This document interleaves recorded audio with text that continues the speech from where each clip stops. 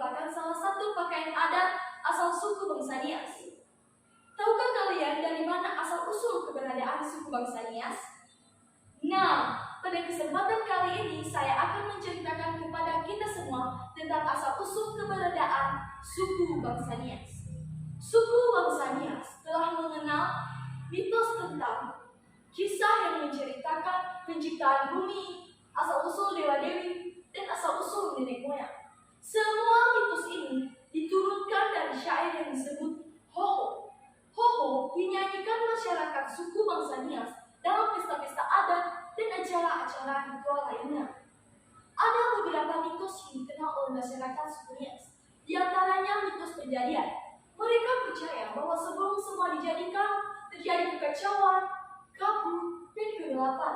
Dari kabut dan kegelapan, timbullah dewa pertama bernama Tua Sinai yang berdiam di alam, yang tidak lebih besar dari sebuah rumah dan didukung oleh angin. Inilah alam yang paling atas atau disebut langit tertinggi. Selanjutnya baru ada dewa lainnya, di antaranya Dewa Pelangi dan Dewa Wedani. Jadi, alam atas merupakan kubah kekal yang melengkapkan segala gerakan alam raya. Selain itu, masyarakat suku Nias juga mengenal tentang mitos asal-usul dewa-dewi. Ada dua dewa terpenting masyarakat suku Nias, yaitu Dewa Pelangi yang menguasai alam atas dan Dewa Wedani yang menguasai alam bawah. Di antara keduanya, ada istri Dewa Pelangi bernama Silewe Nasarata atau Dewi Bagian Tengah, yang menghubungkan antara manusia dengan Dewa Pelangi dan menjadi perantara antara hubungan Dewa Pelangi dengan Dewa Wedani dan menjadi perlindungan bagi para imam atau elit. Meskipun sama-sama berasal dari suku bangsa Nias, Harun Hadiwiono mengatakan atau membedakan tentang mitos Nias Utara dengan mitos Nias Selatan. Nias Utara percaya kepada Tuhan Dewa Siai sebagai tokoh dewa pertama, yang dimana ketika dewa ini menghembuskan nafas terakhirnya, maka lahirlah Dewa Alwanani. Ketika Dewa Alwanani mati, maka lahirlah pohon dunia atau Taroa. Dari pohon inilah lahir Dewa Alwanani yang menguasai alam atas dan Dewa Wedani yang menguasai alam bawah. Kemudian Dewa Alwanani lah yang menciptakan Sirau, yang menurunkan leluhur orang Nias. Sementara Nias Selatan percaya pada mitos kejadian, pada mulanya kabut. Setelah itu, kabut memecah diri, sehingga lahirlah Dewa Inada Samiharaku yang menyebabkan adanya dunia ini. Tubuhnya pun memecah, dan lahirlah dewa lainnya bernama Dewa Inada Samadalwosu. Meskipun tidak bersuami, dewa ini melahirkan dua anak kembar. Di antaranya Dewa Pelangi yang memilih alam atas dan Dewa Wedani, saudara tuanya yang memilih alam bawah. Dalam hal ini mereka dihadapkan secara saling antagonis atau saling bertentangan. Dewa Pelangi dihubungkan dengan segala yang baik dan hidup melambangkan kuning keemasan, yang simbolnya adalah matahari, guru, dan terang. Sedangkan Dewa Wedani dihubungkan dengan segala yang jahat dan maut, bersimbolkan kita, yang lambangnya adalah naga, bulan, dan kegelapan.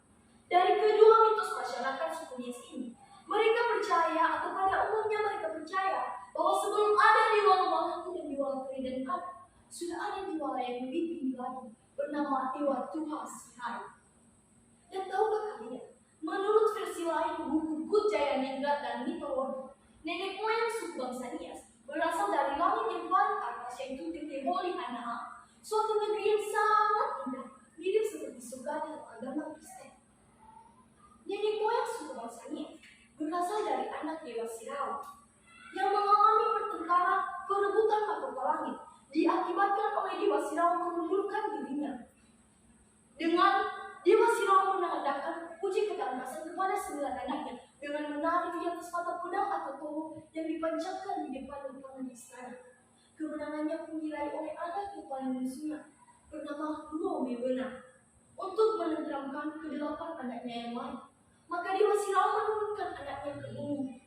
Tapi hanya ada 4 orang anak yang bisa berhasil masuk ke Pulau Nias dan menjadi leluhur orang Nias.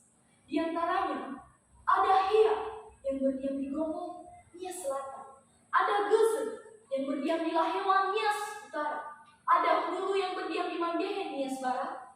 Dan ada Dairi yang berpusat Sirawa yang lainnya mengalami kecelakaan. Di antaranya karena berat badannya, dia jatuh menembus bumi dan menjelma menjadi ular yang besar. Yang satu tersangkut di atas pohon dan menjadi hantu hutan. Yang satu tercebur di dalam sungai dan menjadi hantu sungai. Yang satunya terjatuh di atas bebatuan dan menjadi leluhur orang-orang kebal. Warga lain beranggap karena kepercayaan masyarakat suku Nias bahwa manusia ungu hanya turun di puaunya saja, membuat mereka beranggapan bahwa manusia ungu hanya turun di puaunya, sehingga masyarakat Nias atau Orina tidak perlu lagi bergaul dengan manusia lainnya. Ini adalah salah satu ketutupan masyarakat Nias dan menetapkan kebudayaan masyarakat Nias yang tetap. Melalui cerita yang telah saya sampaikan kepada kita semua, memperlihatkan keyakinan bangsa suku Nias tentang mitos asal-usul Dewa Dewi, asal-usul nenek moyang, dan penciptaan alam semesta. Dan karena penekanan bahwa Tuhan berada di atas superior di atas manusia, membuat mereka harus tunduk dan menyembahnya. Mereka percaya bahwa Dewa Tuasnya tidak diciptakan, tapi muncul begitu saja dari dalam kabut. Yang kemudian dewa inilah yang menciptakan dewa pelangi dan dewa Laturidani, dan kemudian dewa Lomalanilah yang menciptakan manusia dan alam semesta ini.